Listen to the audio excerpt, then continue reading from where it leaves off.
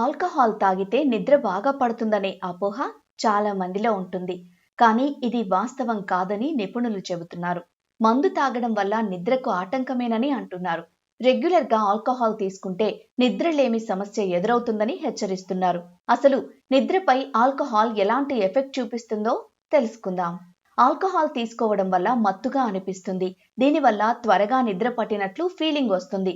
కానీ నిజంగా గాఢమైన నిద్ర పట్టదు. మీ మెదడు గాఢ నిద్రలోకి వెళ్లకుండా ఆల్కహాల్ అడ్డుకుంటుంది. దీనివల్ల మీ శరీరం, కండరాలు రిపేర్ కావడానికి అవసరమైన విశ్రాంతి దొరకదు. ఆల్కహాల్ తాగిన తర్వాత మొదట కొన్ని గంటలు నిద్ర పట్టినా ఆ తర్వాత మెటబాలిజం మొదలవుతుంది.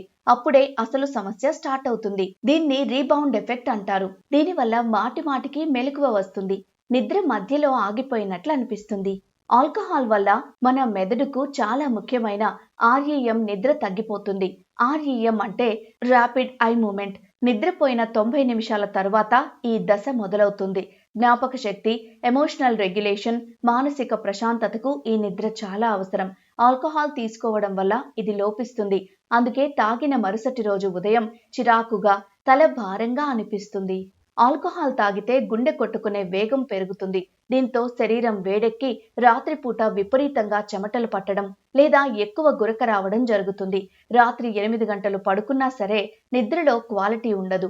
అందుకే ప్రశాంతమైన నిద్ర కావాలంటే ఆల్కహాల్ తీసుకోవడం మానేయాలి. ఒకవేళ తప్పక తాగాల్సి వస్తే చాలా తక్కువ మొత్తంలో నిద్రకు కనీసం 3 గంటల ముందే తీసుకోవాలి.